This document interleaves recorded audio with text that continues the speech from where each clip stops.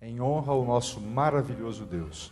E vamos começar cantando o hino Sublime Amor, número 31 de nosso inário.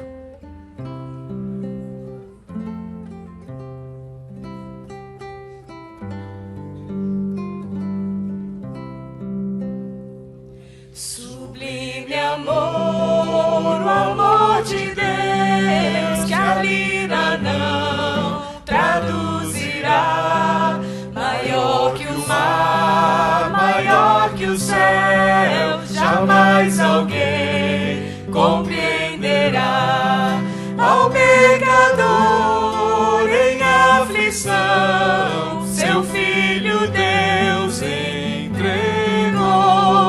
Ao sofredor deu ele a mão e as culpas lhe perdoou.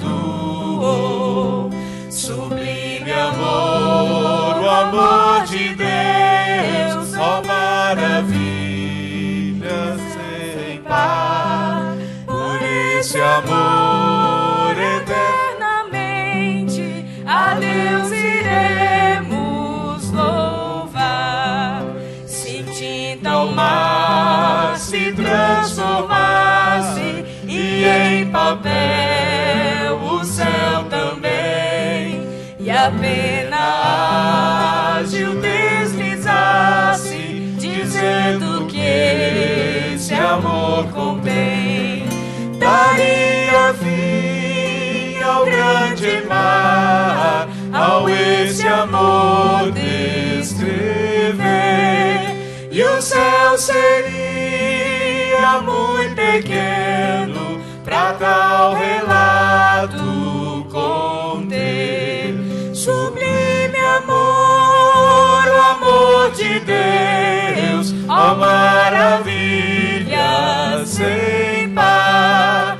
Por esse amor eternamente a Deus iremos louvar. Excelso amor, o amor de Deus que nos remiu da perdição. Em gratidão proclamaremos tão grande amor e salvação. E quando enfim no lar dos céus, em gozo e glória eterna, pra sempre ali desfrutaremos do grande amor divinal. Sublime amor, o amor de Deus, ó maravilha sem par. Por esse amor eternamente a Deus iremos louvar. É este amor sublime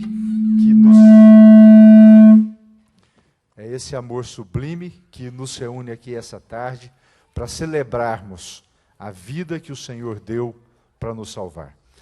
O irmão Lucas veio aqui me pedir para que cantássemos o hino de número 70. Não sei, maestro, se é possível ou não.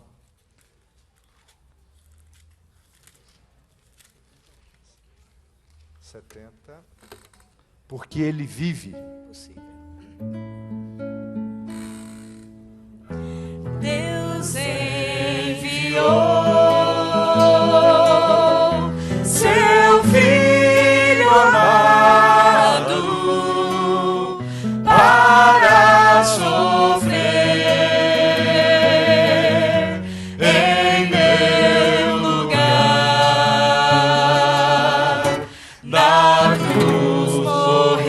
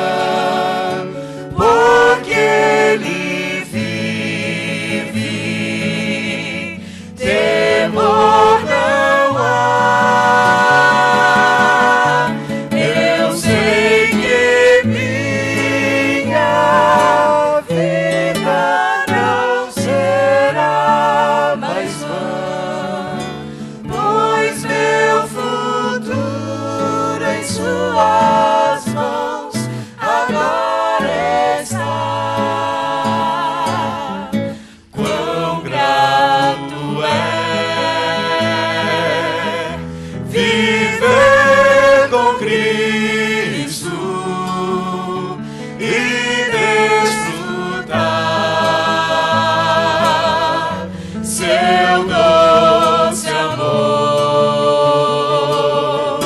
e certo está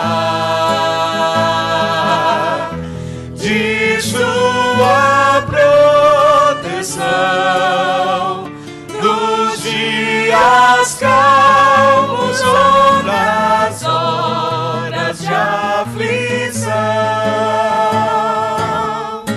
porque Ele vive, posso crer no amanhã, porque Ele vive, temor não há.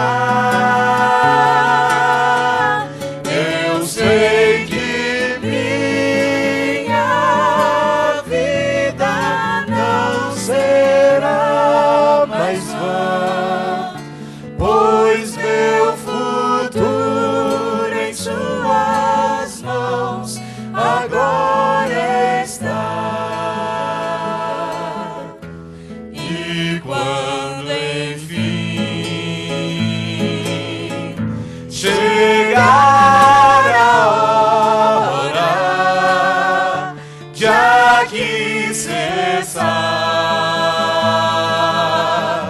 o meu viver,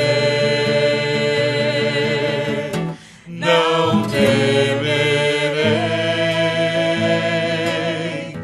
pois Cristo vivo está. Eu viverei, pois vida nova me dará, porque Ele vive, posso crer no amanhã, porque Ele vive, temor não há. Eu sei que minha vida não será mais vã, pois meu futuro em suas mãos agora está. Amém? Cantaremos agora o hino de número 98. Por que me amou assim?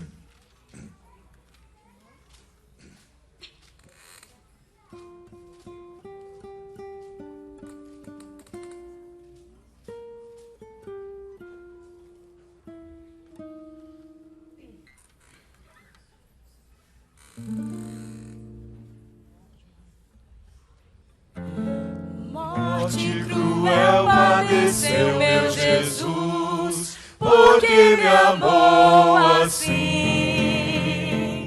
Eu merecia sofrer nessa cruz, porque me amou assim. Porque me amou assim. Porque me amou assim. Porque sofreu meu Jesus por mim, porque me amou assim. Mulheres, Foi meu perdão que o crucificou, porque me amou assim. Para salvar-me, que dor suportou, porque me amou assim. Todos. Porque me amou assim, porque me amou assim, porque sofreu meu Jesus por mim, porque me amou assim.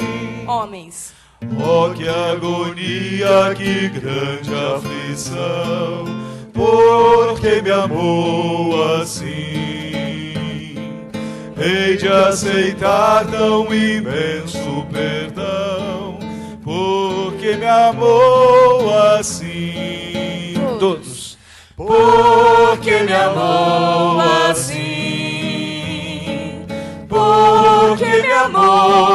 assim, porque sofreu meu Jesus por mim, porque me amou assim.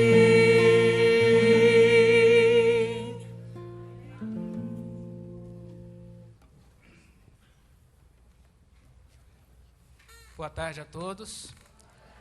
Hoje é dia de festa aqui na terra e é festa no céu também. Na parte da manhã podemos celebrar os batismos e agora na parte da tarde mais duas celebrações especiais: o lava-pés e agora a Santa Ceia. Eu quero convidar a todos para que participem junto conosco desse momento tão especial. Por isso vocês são todos bem-vindos à casa do Senhor.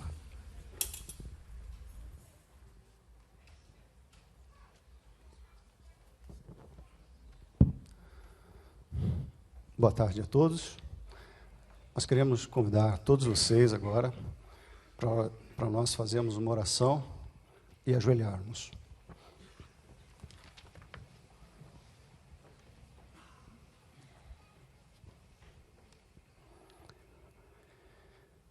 Santo Deus, Pai que estás nos céus, somos de muito grato, Deus, por esse momento tão especial que o Senhor Deus está nos dando. Estamos felizes neste momento por isso. Pedimos a Ti, Jesus, que esteja presente conosco neste momento. Agradecemos a Ti infinitamente por todos os momentos que estivesse nos guiando, que estivesse nos amparando e mostrando o caminho que deveríamos seguir. E o Teu Santo Espírito, pelo poder, pelo consolo, pelo amparo, em todos os momentos difíceis da nossa vida. Pela força que tem nos dado para continuarmos cada dia mais, Santo Deus, buscando a eternidade, o Teu reino.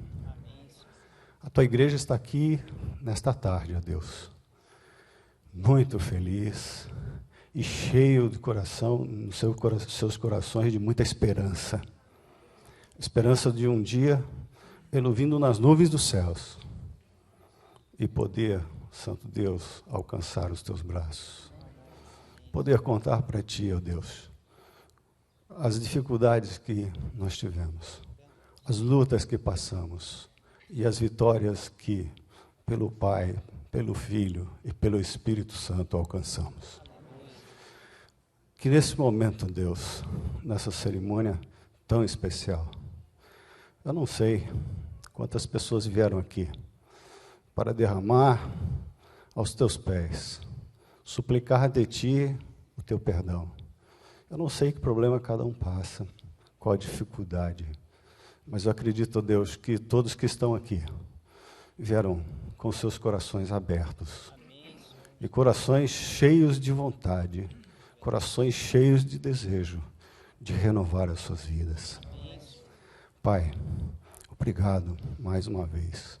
Esse momento é muito especial para nós. Agradecemos em nome de Jesus. Amém.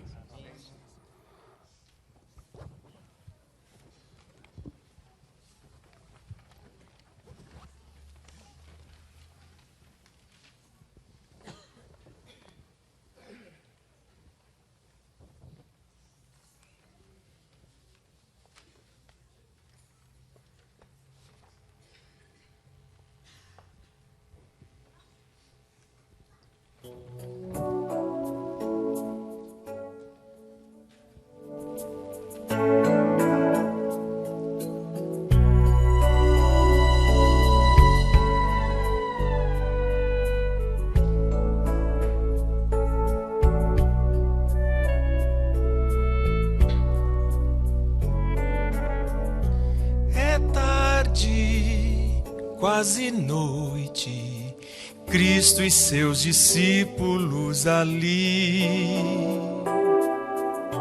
O pão e o vinho à mesa eram repartidos entre irmãos. Depois da Santa Ceia, foram para o monte com Jesus.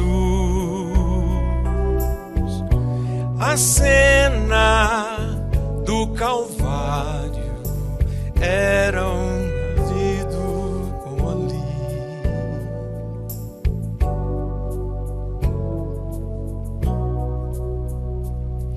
E o mestre lhes falou que havia de partir.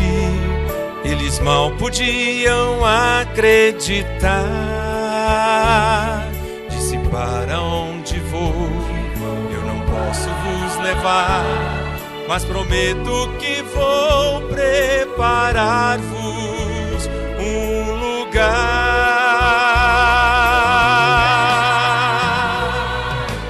Não se turbe o coração, crede em Deus e em mim. Quando eu for e aqui voltar, no céu tereis lugar. No céu tereis lugar.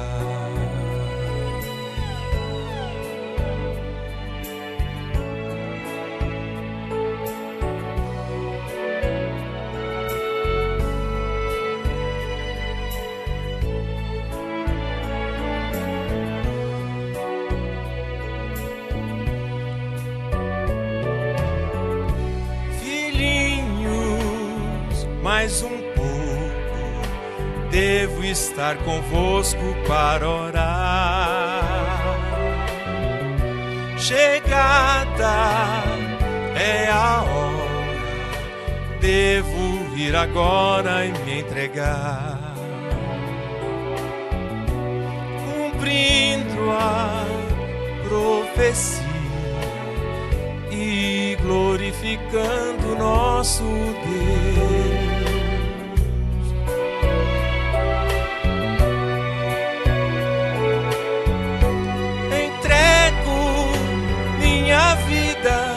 Para a humanidade se salvar. O mestre lhes falou que haviam de partir. Eles mal podiam acreditar.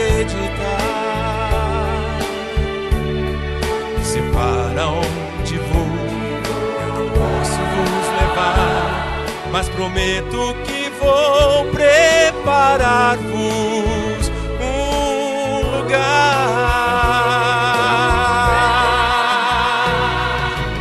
Não se turbe o coração, crede em Deus e em mim. Quando eu for e aqui voltar, no céu tereis lugar. No céu tereis lugar.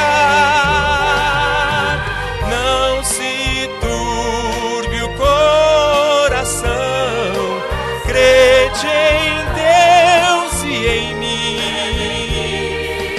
Quando eu for e aqui voltar, no céu tereis lugar.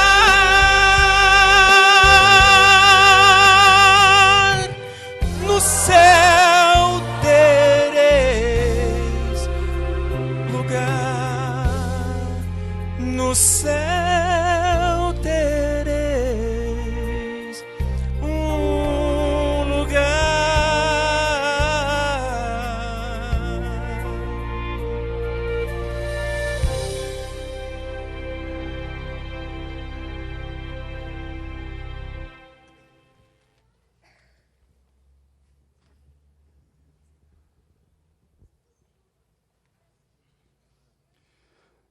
Obrigado, Clailton, por apresentar essa música que relembra a estada de Jesus com os discípulos aqui na terra.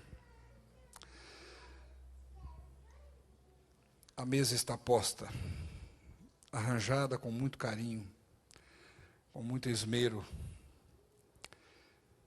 arranjada de uma maneira muito especial, porque além da beleza, da ornamentação, ela contém os símbolos que representam a nossa redenção. Contém o pão e o suco de uva, que uma vez abençoados por Deus, são tomados por nós como um símbolo da redenção em Cristo Jesus. E eu sei que entre nós estão os anjos, entre nós está o Senhor nosso Deus. Afinal, a sua promessa de que estaria conosco todos os dias, até a consumação dos séculos. Mas ainda assim nós queremos oficialmente rogar que nosso Senhor Jesus Cristo se assente aqui, nesta cadeira. Ele que é o centro da nossa fé. Ele que é o centro do nosso cristianismo. Ele que é o princípio, o meio e o fim. A Ele seja dado o lugar de maior honra. Então, Senhor Jesus, toma o lugar que é teu por direito e honra. Queridos, os discípulos estavam agitados. Jesus havia pedido a eles que fosse até certo senhor e pedisse ao mestre: quer tomar a ceia, a Páscoa, e pediu que você ceda o local.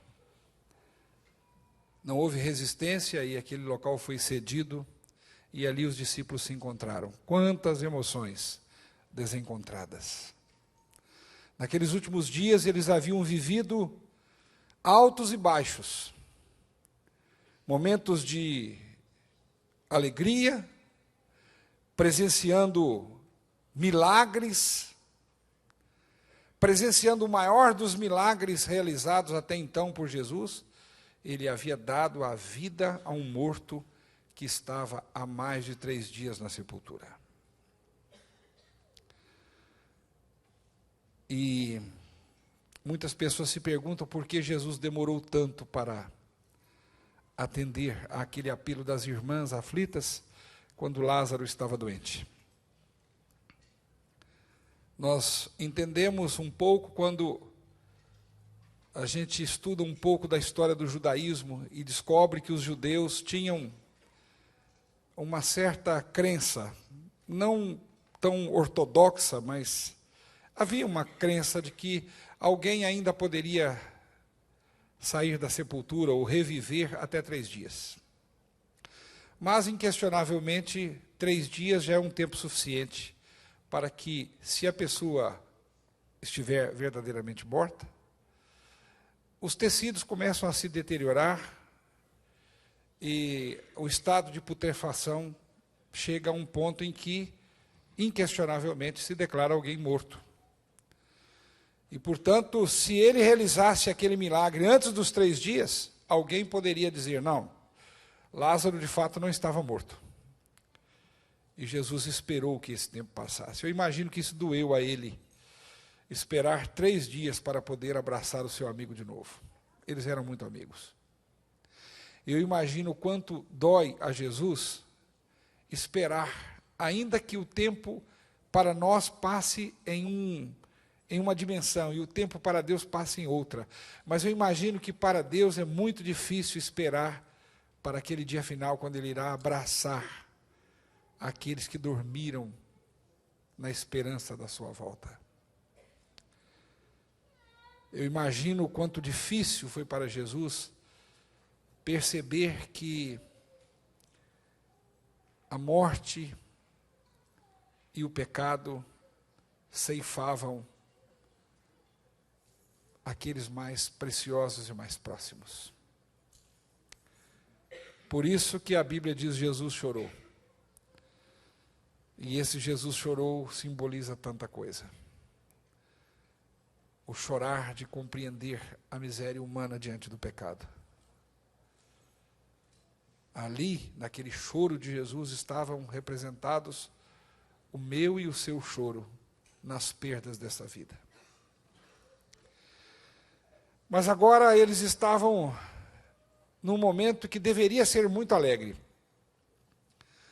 Os judeus, por tradição, fazem festas muito animadas. Algumas festas têm música, algumas têm umas espécies de danças, que não são danças como nós conhecemos aqui no Ocidente, mas eles são muito animados. Eles, os gregos, também têm festas dessa maneira, e eles fazem um preparo muito grande para essas festas, é um acontecimento mesmo. E do calendário judaico você pode perceber que existiam muitas festas ao longo do ano. Alguém até fala, mas puxa vida, esse povo não trabalhava não? Eles trabalhavam sim, mas aquelas festas tinham um significado muito grande para o povo. E é no momento que nós abraçamos os nossos amigos que nós nos fortalecemos para enfrentar as dificuldades da vida. Por isso que as festas, onde a gente reconhece o poder de Deus e o seu amor, elas são tão importantes para nós. É por isso que a festa das primícias, por exemplo, representavam para os judeus a certeza de que Deus era quem dava o fruto.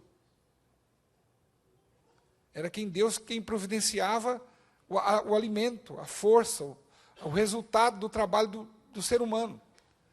É por isso que na festa dos tabernáculos, eles ficavam tão felizes, porque eles sabiam que não é a existência de uma casa, por mais confortável nesse mundo, que simboliza a maior alegria do ser humano, a maior conquista, mas a maior conquista é morar na cidade santa. E por isso, a festa dos tabernáculos fazia com que os judeus, durante aqueles dias, ficassem habitando em tendas, para perceber o quão passageiro é esse mundo e que nós não nos deveríamos apegar a ele.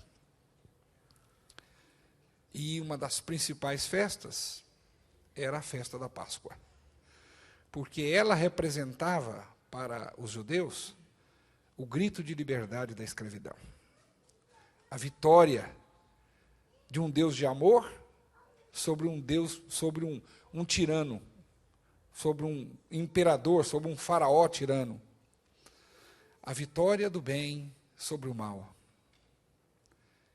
E isso sob a égide do sangue do Cordeiro, que era colocado nos umbrais das portas como símbolo de que aquela redenção, aquele livramento só se deu pelo Cordeiro de Deus. Isso era muito precioso para os judeus. Portanto, aquele momento era para ser um momento muito festivo. Mas os discípulos estavam vivendo uma divisão de sentimentos. Porque, embora eles estivessem comemorando a libertação da escravidão, e que simbolizava a libertação da escravidão do pecado, eles tinham no seu coração um fremir, um tremor, porque ouviam o mestre insistentemente nos dias anteriores falando, é chegada a minha hora, eu vou partir e vou deixar vocês. Não vou deixar vocês sozinhos, não vou deixar vocês órfãos, mas eu preciso ir. E, meus queridos, se a gente se apega uns aos outros, nós, seres humanos, nos apegamos tanto uns aos outros, a ponto de quando temos que dizer adeus, sofremos tanto. Imagine, então, o apego daqueles discípulos ao verdadeiro mestre, a Jesus Cristo, Filho de Deus, que por 3 anos andou com eles, falou com eles, comia, dormia no mesmo ambiente, muitas vezes, quem sabe debaixo de árvores, ou nas casas simples, partilhavam dos prazeres da pregação do Evangelho e muitas vezes até das perseguições e das incompreensões. De fato, aqueles homens que ali estavam tinham um sentimento dividido no coração. A expectativa de que alguma coisa muito difícil estava para acontecer. E Jesus não lhes havia escondido nada. Ele insistentemente dizia: é necessário que o Filho do Homem seja entregue, padeça, morra. Eles não gostavam de acreditar naquilo. Eles não gostavam de, talvez nem de falar naquilo. Algumas vezes, talvez até usado bem, obviamente a palavra de Deus diz que até usado de maneira indevida pelo inimigo. Alguns dos discípulos, inclusive Pedro, diziam: Senhor, não faz isso, não fala isso sobre ti, por favor. E Jesus divisou naquilo uma tentativa do inimigo de fazê-lo desistir dos seus compromissos com a humanidade por causa da amizade ou do apego humano que ele sentia como ser humano que se tornou. E por isso ele diz: arreda-te, Satanás. Mas Jesus agora, colocando-se diante deles e já tendo participado daquele momento da ceia, ele lhes dirige algumas palavras que eu gostaria de compartilhar com vocês. Eu leio aqui da Bíblia Viva, em São João capítulo 13, versos 33 e 34. Aliás, versos 31 a 34. Logo que Judas saiu, Jesus disse: chegou a hora de o Filho do Homem ser glorificado, e Deus será glorificado nele. E se Deus é glorificado nele, também Deus o glorificará nele mesmo, e o glorificará imediatamente. Meus amados filhos, estarei com vocês mais um pouco. Vocês vão me procurar, mas como eu disse aos líderes judaicos, para onde eu vou, vocês não poderão ir. Por isso, eu estou dando a vocês um novo mandamento. Amem-se uns aos outros como eu os amei. Vocês devem amar-se uns aos outros. Esse profundo amor que vocês tiverem uns pelos outros provará ao mundo que vocês são meus discípulos. Muitas vezes nós falamos sobre a questão da identidade.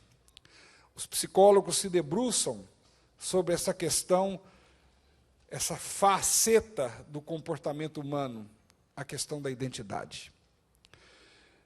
Há pessoas que têm perdido a sua identidade. Há momentos da vida em que a gente perde a identidade. Dizem que em algum momento da nossa juventude, da nossa adolescência, ou da nossa pré-adolescência, nós perdemos um pouco a nossa identidade porque imergimos na identidade do grupo.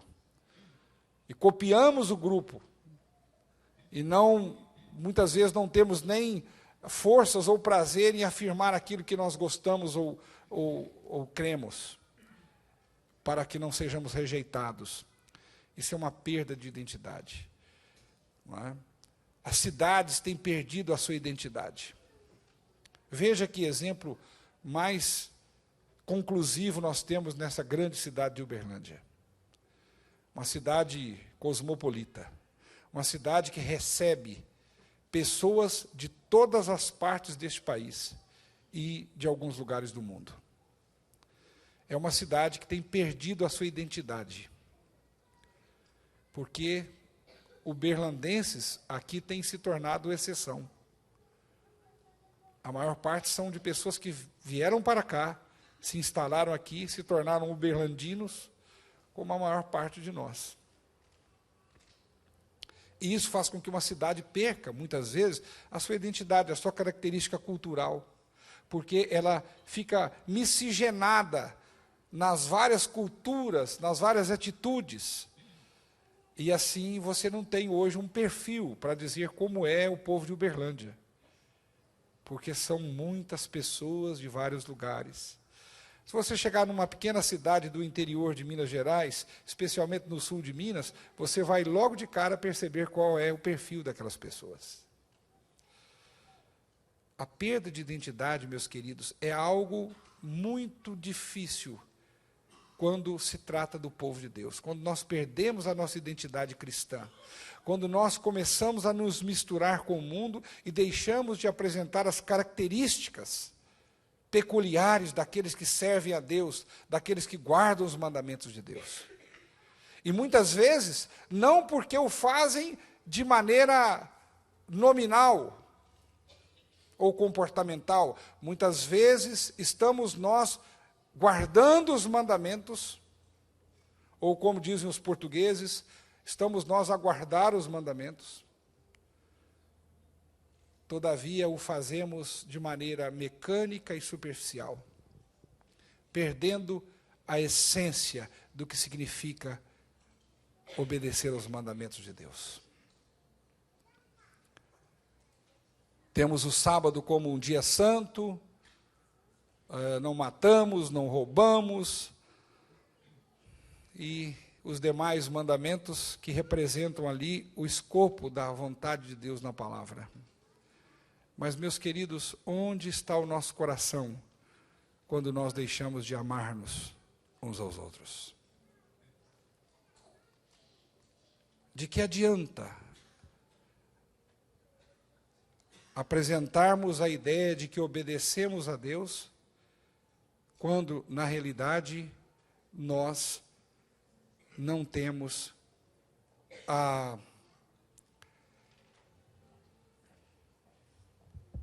quando nós não temos a capacidade de amar. É interessante porque Jesus, por 2 vezes, usou a figura dos mandamentos para ensinar algo que aparentemente era novo, mas que não era novo. A Bíblia fala de novo em 2 aspectos: o novo, absolutamente novo, 0 quilômetro, e o novo no aspecto de transformado, renovado. Jesus se apresentou aos seus discípulos e disse: eu vos dou um novo mandamento. Mas, quando nós entendemos, meus queridos, dentro da palavra de Deus, o que ele estava dizendo, nós percebemos que não existia aí nada de novo, absolutamente de inédito. O que Jesus estava querendo mostrar era que a maneira de ver os mandamentos deveria ser renovada. Quando ele dirigiu-se àqueles que o interpelavam, dizendo: quais os mandamentos que nós devemos cumprir? E ele fez um resumo dos mandamentos, dizendo: amar a Deus sobre todas as coisas, né? Ama o Senhor de todo o teu coração, de toda a tua força, de todo o teu entendimento, e ao próximo como a ti mesmo. Queridos, eu fico perguntando se nós temos a dificuldade de amar a Deus sobre todas as coisas, porque dia após dia concorrem com Deus as nossas vontades, o nosso tempo, o tempo que usamos para Deus, e absolutamente, irmãos, no recôndito de nossa existência, da nossa consciência, se nós formos sinceros, absolutamente, nós vamos reconhecer que não temos, em muitos aspectos, colocado a Deus em primeiro lugar. Muitas vezes tem sido eu, a vontade, a teimosia, a rebeldia. E quando ele diz: e ao próximo como a ti mesmo, meus queridos, é este o referencial de perfeição de amor. Se você conseguir amar alguém como você ama você, então você vai ter alcançado o máximo que um ser humano pode alcançar em termos de amor. Simplesmente pelo fato de que eu me amo tanto que eu não quero colocar a minha mão no fogo, eu não quero pisar em espinho, eu não quero sentir dor, eu não quero nada, eu não quero passar fome, nem frio, nem sede, eu não quero nada disso para mim, porque eu me amo. E ainda que eu não tome essa atitude consciente, o meu subconsciente, ou o meu instinto de sobrevivência, vai lutar para que este amor próprio prevaleça. É uma coisa natural, amar-se a si mesmo.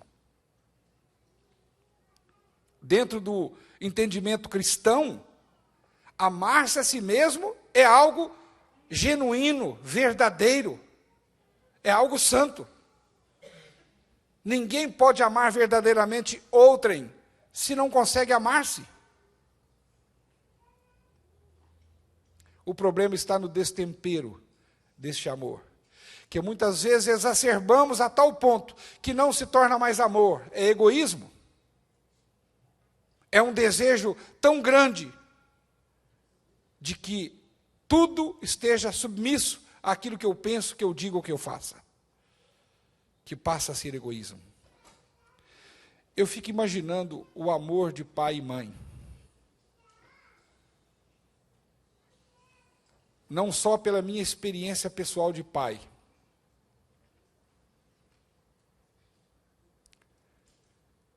e um pai e uma mãe sabe que o seu ponto mais vulnerável são os seus filhos. Então, se você não gosta de mim, saiba que a maneira é não gostar dos meus filhos. Eu vou entender o recado. O inimigo sabe disso. Isso é uma atitude demoníaca. Porque o inimigo, ele não tem nada contra nós. Sabiam disso? O problema dele é com Jesus Cristo. Mas como ele não pode atingir a Jesus Cristo, que está acima dele, em todos os sentidos, o que ele faz? Ele se volta contra aqueles a quem Jesus Cristo ama, e os machuca e os fere, e os mutila. Por isso Jesus chorou, queridos. Porque quando alguém toca num filho dele, toca nele. E Satanás sabe muito bem que esta é a maneira de atingir a Jesus Cristo, tocando nos seus filhos.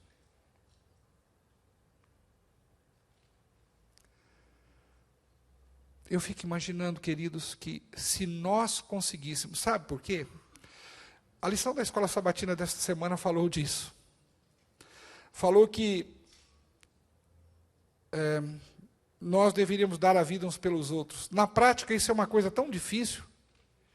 Quem é que se aventura a morrer por outro?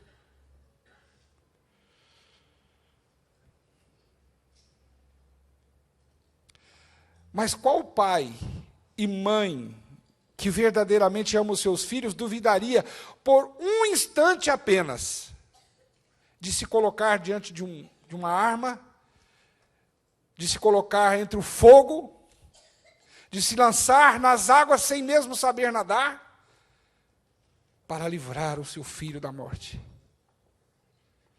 Qual pai e mãe que verdadeiramente ama os seus filhos duvidaria por um só instante em colocar a sua vida para salvar a vida dos seus filhos? É por isso, meus queridos, que se nós, e isso por quê? Porque o pai e a mãe amam o seu filho como a si mesmo, e quase que até mais do que a si mesmo, porque são a sua carne e o seu sangue. E se você e eu conseguíssemos nos amar uns aos outros assim, então nós teríamos atingido a medida da perfeição do amor humano. Se qualquer um de nós fosse capaz de dar a vida uns pelos outros, sem titubear, então nós teríamos atingido o ápice do amor humano. Porque se fôssemos capazes de morrer uns pelos outros, não seríamos capazes de caluniar uns aos outros, nem de tramar uns contra os outros, nem de prejudicarmos uns aos outros. Porque ninguém opera contra a sua própria carne. Se fizer isso, é um louco.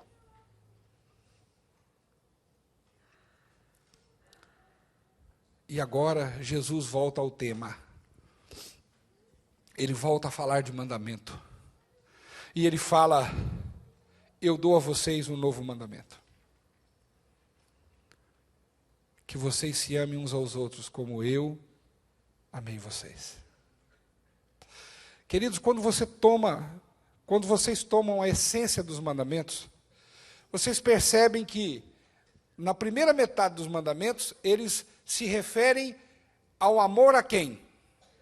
A Deus. Um amor sem questionamento e supremo, a Deus. Quando você toma a segunda metade dos mandamentos, você percebe que se refere ao amor ao próximo equiparado ao amor maior do ser humano, que é a mim mesmo. Então nós percebemos, meus queridos, que a essência da lei de Deus, tanto na primeira parte quanto na segunda, é simplesmente o amor. E é por isso, meus queridos, que a Bíblia diz, com muita simplicidade e lucidez, Deus é amor. É a essência de Deus, é amar. É por isso que obedecer a Deus é um exercício de amor, não de servidão. É por isso que aqueles que compreendem o amor de Deus o servem não por insistência de alguém, não por se sentirem coagidos a fazer isso, mas os servem por amor. São fiéis por amor, não questionam em momento algum o relacionamento e comportamento com Deus, porque isso é baseado no amor. E então Jesus diz: se vocês conseguirem entender essa nova percepção, ou seja, renovar isso, a tal ponto que vocês se amem uns aos outros, desta maneira tão profunda como eu estou amando vocês, vivendo e morrendo por vocês.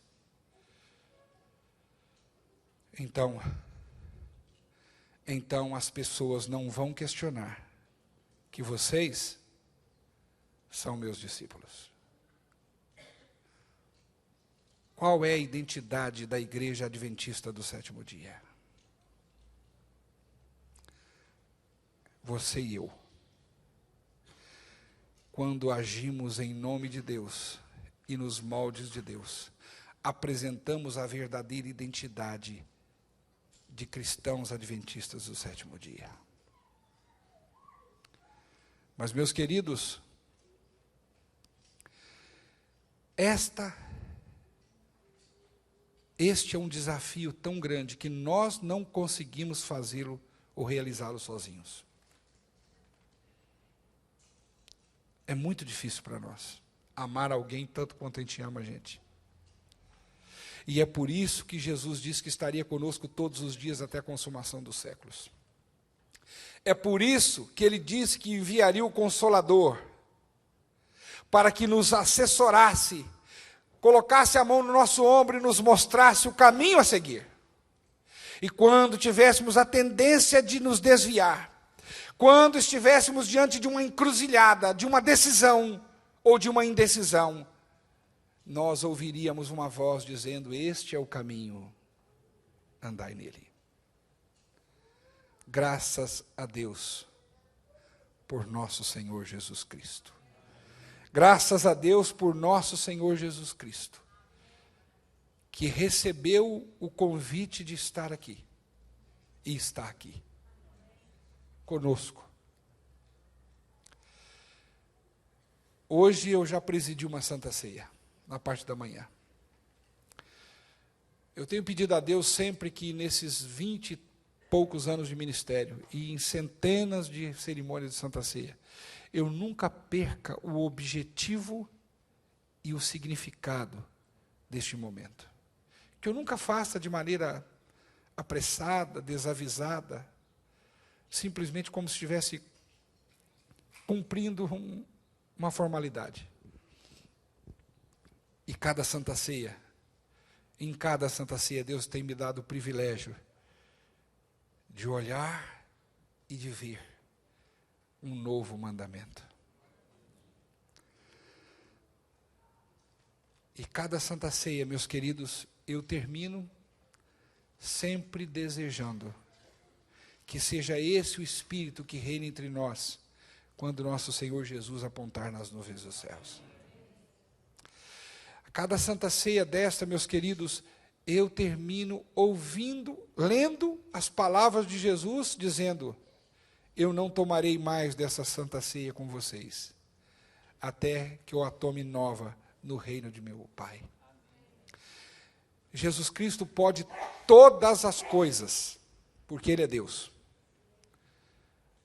Mas Ele não pode fazer alguma coisa que Ele prometeu não fazer. E Jesus Cristo não toma uma ceia, meus queridos, sendo o dono do universo, sendo aquele que faz a vide brotar, a uva florescer, crescer, dá o trigo, dá o alimento a todos nós. Ele não toma, meus queridos, um copo de suco de uva e não come um pão, porque Ele prometeu que faria isso conosco no reino de seu Pai. Ah, meus queridos, como vai ser bonito aquele dia. Eu quero estar lá. E eu peço a Deus que quebre o meu orgulho, a minha vaidade, a minha ignorância, para tornar o meu coração macio e acessível, que tire do meu coração a ira, o ódio, a vingança, e que coloque o amor. Nestes 3 últimos meses do ano, eu tenho vivido todas as emoções mais fortes que talvez não tenha vivido em 5 anos últimos. Algumas são emoções alegres, intensas. Outras são emoções tristes, intensas. Eu não sou médico. Acho muito honrada a função de médico. Fiz um check-up recentemente, embora dizem que check-up não adianta muito, porque às vezes a pessoa faz check-up e morre depois do check-up. Mas uma coisa é certa, esse coração que bate aqui, embora tenha um refluxo na válvula mitral, embora tenha uma extrasístole que insiste em continuar, esse coração é teimoso. Porque nesses 3 últimos meses eu tenho vivido fortes emoções. E o coração continua batendo. Eu tenho orado por vocês. Eu tenho orado por aqueles que me perseguem. Não são muitos, graças a Deus. Mas eu agradeço a Deus por eles também, porque senão eu ficaria muito confiante de mim mesmo. Eu acho que às vezes é preciso a gente ter pessoas que nos perseguem para a gente perceber que nós precisamos de Deus. Eu agradeço a Deus até pelos meus inimigos, embora não sejam muitos.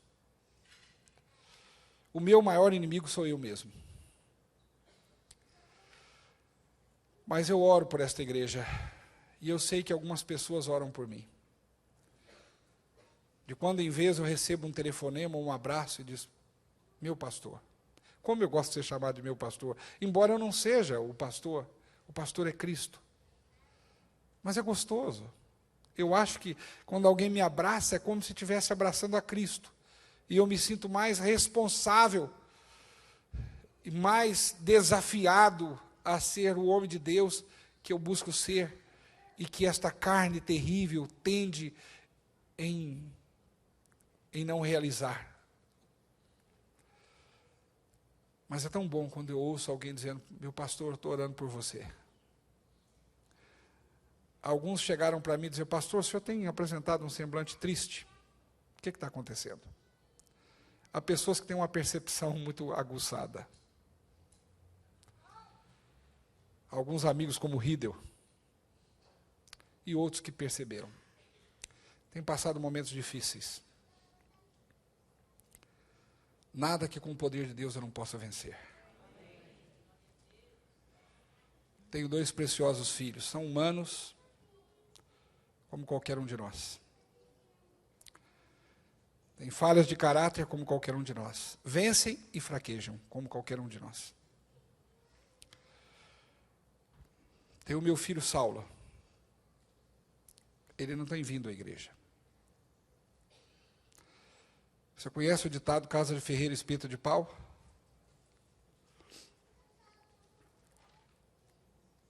Eu não sei se algum de vocês já telefonou para ele ou abraçou e disse: Saulo, eu não tenho visto você lá. O que está acontecendo? Eu entendo que muitos de vocês não conhecem o meu filho. Mas se vocês me amam, eu vou dar uma receita para vocês.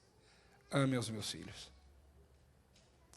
Se vocês me odeiam, odeiem os meus filhos. Eu vou entender o recado. Mas se vocês me amam, amem os meus filhos. Eu vou entender o recado. Muito bem. Então, a gente tem vivido esses momentos de emoções fortes, sempre fortes, ou negativas ou positivas. Mas graças a Deus, por nosso Senhor Jesus. E eu quero que nós não nos esqueçamos, que façamos nós o que fizermos. O que vai prevalecer, meus queridos, é a maneira como nós nos amamos. Às vezes nós queremos nos enganar. Achamos que pelo fato de termos um cargo na igreja, nós temos um lugar garantido nos céus. Que tolo engano.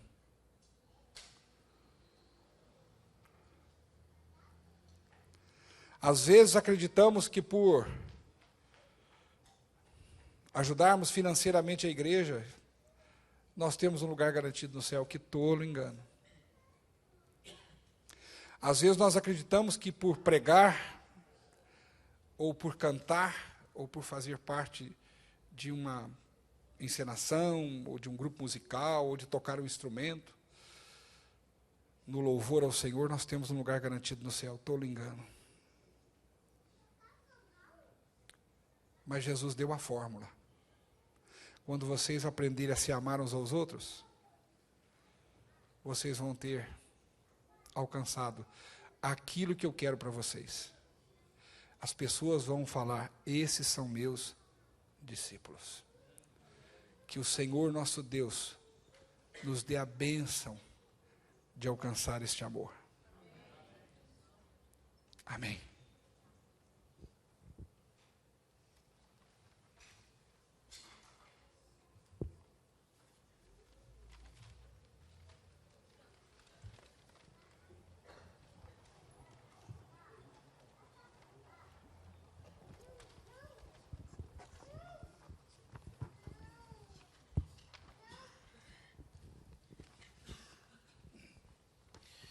Quem acreditou naquilo que nós anunciamos? A quem o Senhor vai revelar o seu poder?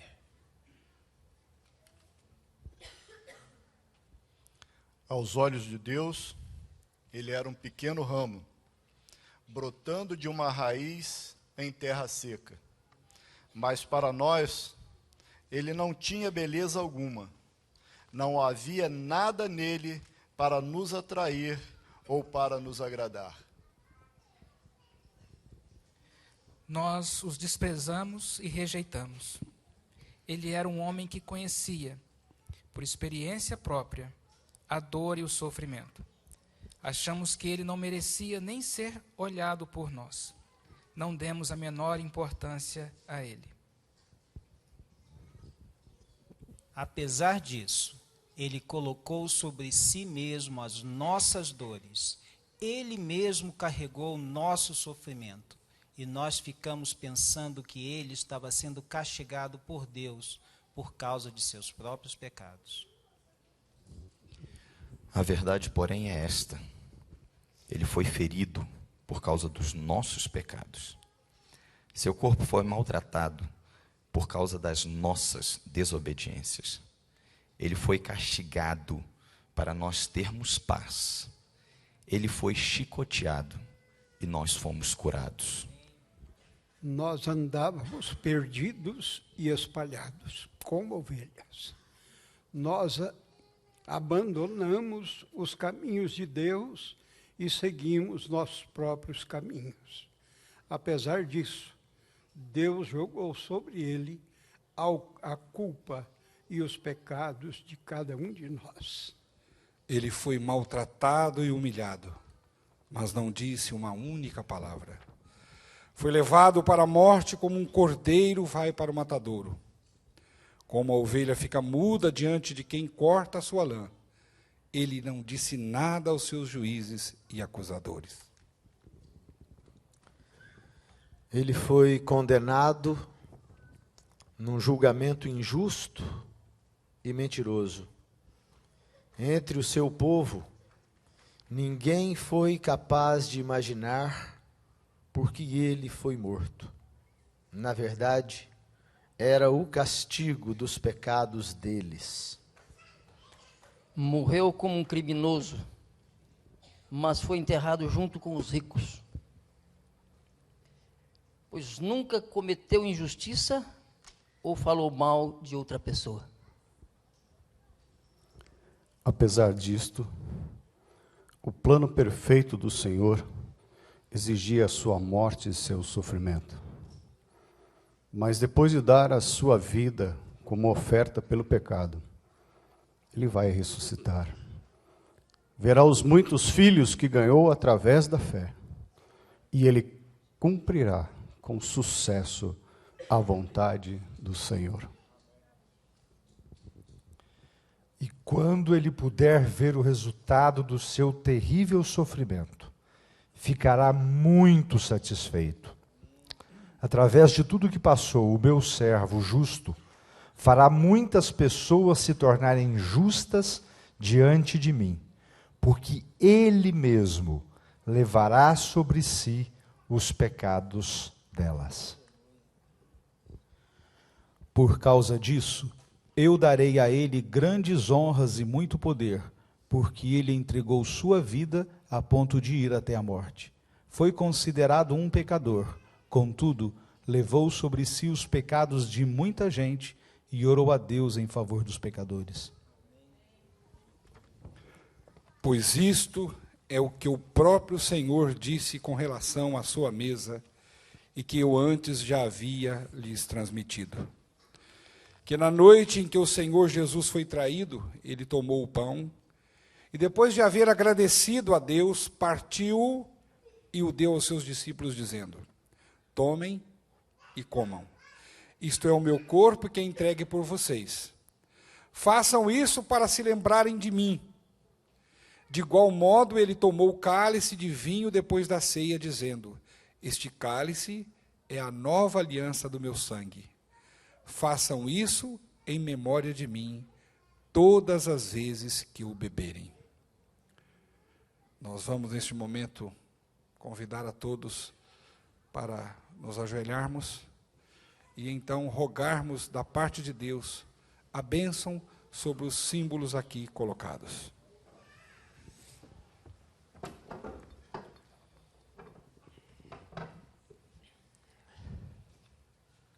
Senhor, nosso Deus, nosso Pai, nós estamos diante do Senhor no final desse dia sagrado.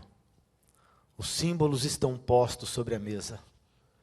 Nós reconhecemos neles a demonstração do seu sacrifício vivo, o seu corpo entregue para que nós fôssemos alimentados, o seu sangue derramado para que nós fôssemos lavados do nosso mal.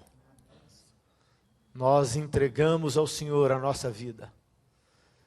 E ao celebrarmos essa ceia, nós o fazemos na esperança de anunciarmos a sua vinda com poder e glória.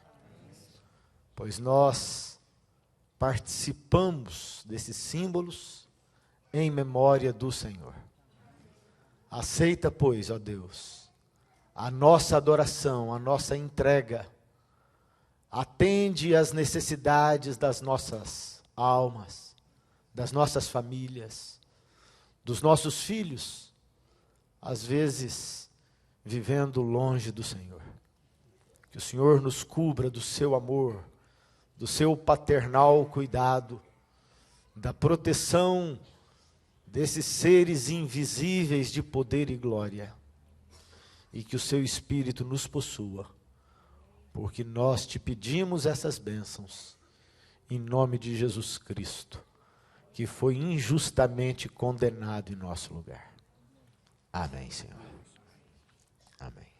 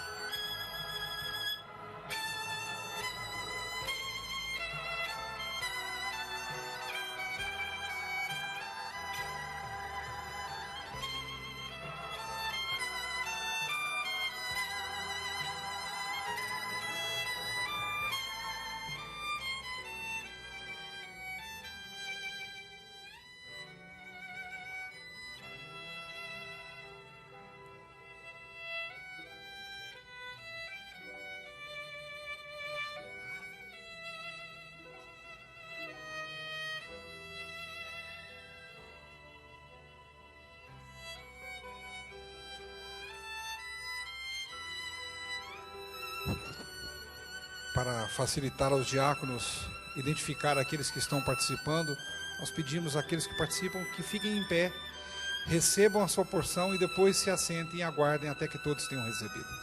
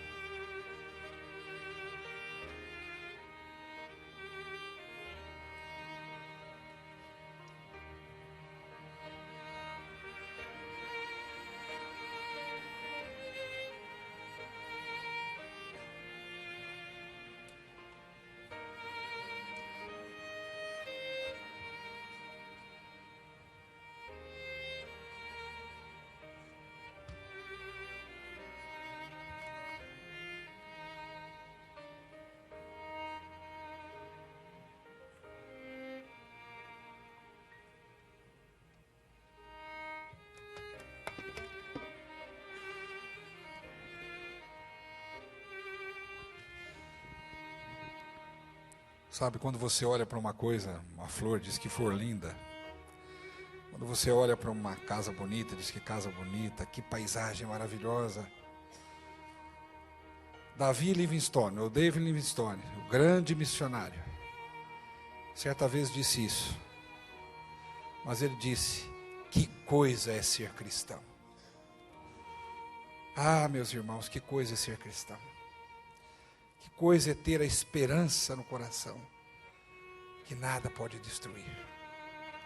Que coisa é se sentir numa família de pessoas tão diferentes, características tão diferentes, vinda de tantos lugares, mas irmanadas no mesmo sentimento.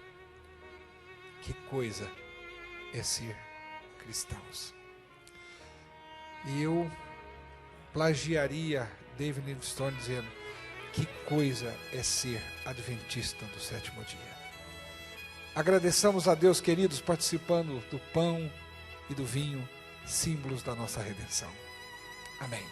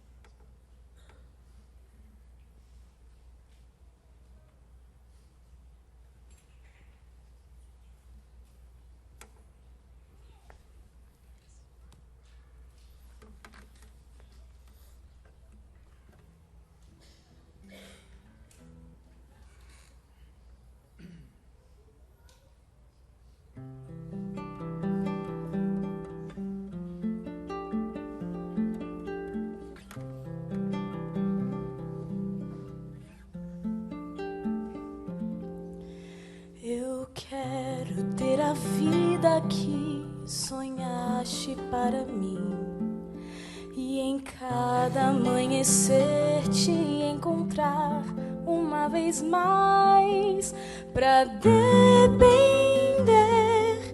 de ti, pra me entregar a ti.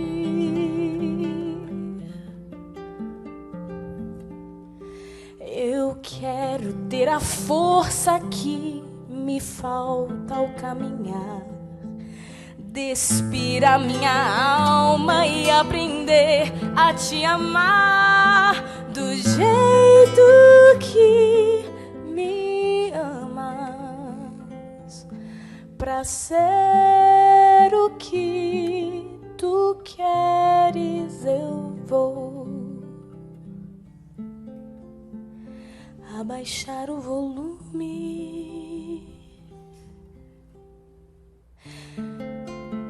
desfazer os costumes para ouvir a tua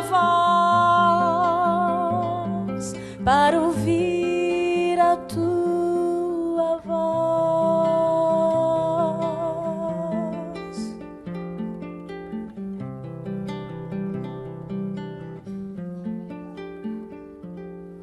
Vivi a vida inteira atrás dos sonhos que eu criei, Nas noites mais escuras, muita coisa eu encontrei. Eu me afastei de ti, eu desprezei a ti.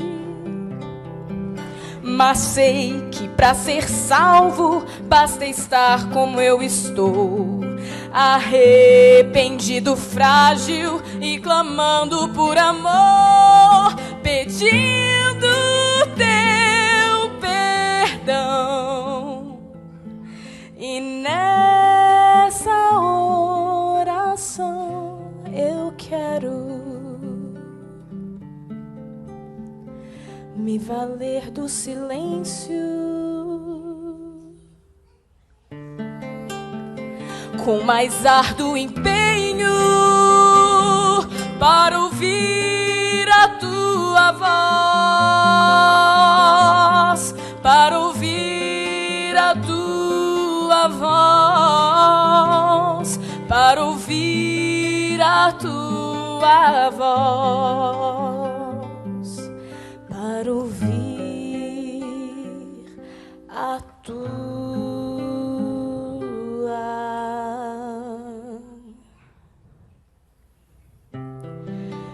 voz.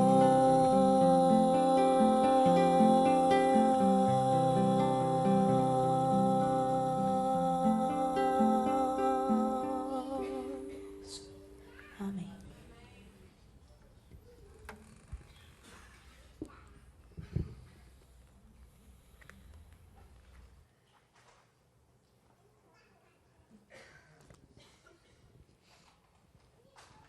Obrigado por nos fazer lembrar que é importante ouvir a voz do Mestre.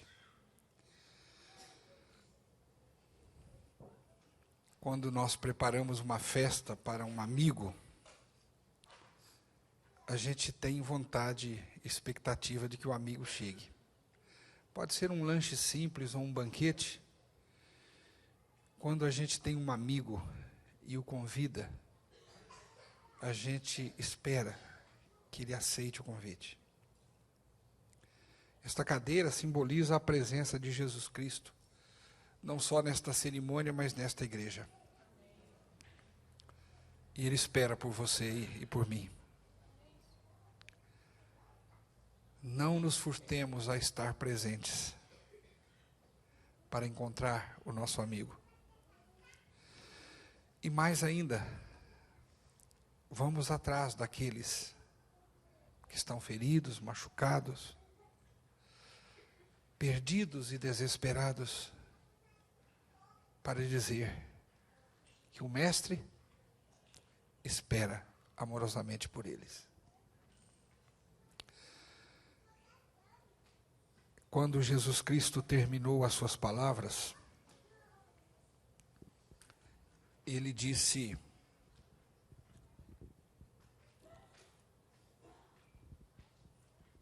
porque cada vez que vocês comerem esse pão e beberem esse cálice, estão anunciando a mensagem da morte do Senhor, que Ele sofreu por vocês. Façam isso até que Ele venha. Participar da ceia do Senhor é anunciar o evangelho da salvação. Participar da ceia do Senhor é anunciar que Jesus vai voltar. Antes de cantarmos o hino final e irmos cada um de nós para o nosso Monte das Oliveiras, onde eu espero que a gente seja vitorioso, eu quero agradecer, em primeiro lugar, a Deus por ter permitido este sábado tão festivo, tão alegre, dentre a família de Deus, adventista do sétimo dia, da Central de Uberlândia. Eu quero agradecer a todos aqueles que se empenharam com cuidado e dedicaram tempo, trabalho, esmero, para que esta festa e a festa que nós já tivemos pela manhã fossem feitas da melhor maneira. Ao valoroso corpo de diáconos e diaconisas desta igreja, do qual eu muito me orgulho. Ao valoroso corpo de anciãos. A todos os responsáveis pelos departamentos, música, escola sabatina, Ministério da Criança, enfim, áudio, visual, todos aqueles que trabalham com amor para que o louvor e a adoração ao Senhor sejam da melhor qualidade. Nós temos muito a agradecer a Deus por ter uma igreja tão valorosa. E eu quero, neste momento, convidá-los para cantar. Talvez a minha música mais predileta para encerrar uma Santa Ceia. Não sei quantos, há muitas pessoas observadoras, mas já tem contabilizado que ao longo das Santas Ceias que fizemos aqui nesses 5 anos, quase sempre eu escolho a mesma música para terminarmos. Há mais de 20 anos eu faço isso. Esta música é uma oração. Eu não sei quantos de vocês estão sentindo o peito arder, porque quando a gente está muito emocionado, o sangue é bombeado com mais intensidade e, obviamente, há um aquecimento da região torácica. Por isso que Jesus, ao conversar com aqueles homens na estrada de Emaús, eles disseram depois, por acaso não nos ardia o coração, porque estavam tão emocionados com tudo que estavam ouvindo, que o seu sangue fluía rapidamente e aquecia o seu coração. Eu tive um professor, Dr. José Mascarenhas Viana, meu professor de oratória, de homilética, melhor dizendo. Ele falava, é necessário arder o coração. Se você sente o seu coração arder, é momento de nós cantarmos esse hino e pedir que a chama do amor de Deus inflame o nosso coração de fervor e fé sem fim. Hino 203. Vamos cantá-lo com muita alegria, como uma oração que este hino é, para juntos sairmos para o nosso Monte das Oliveiras. E Deus seja conosco para sermos vitoriosos.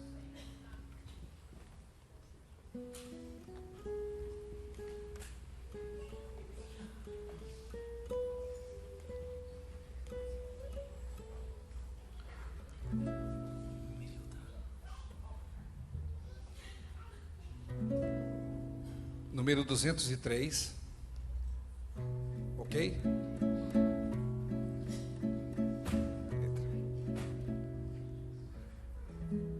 Meu pecado resgatado foi na cruz por teu amor, e da sorte, triste sorte, me livraste, ó Senhor.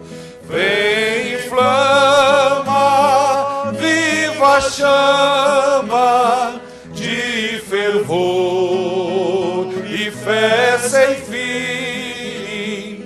Eu te adoro, sempre imploro, ó Jesus, habita em mim. Se hesitante, vacilante, ouço a voz do tentador. Tu me guias, me auxilias e me tornas vencedor. Vem, inflama, viva chama de fervor e fé sem fim. Eu te adoro, sempre imploro, ó Jesus, habita em mim. redimida, só tem vida a minha alma em teu amor. Com apreço reconheço quanto devo a ti, Senhor. Vem, inflama, viva chama de fervor e fé sem fim.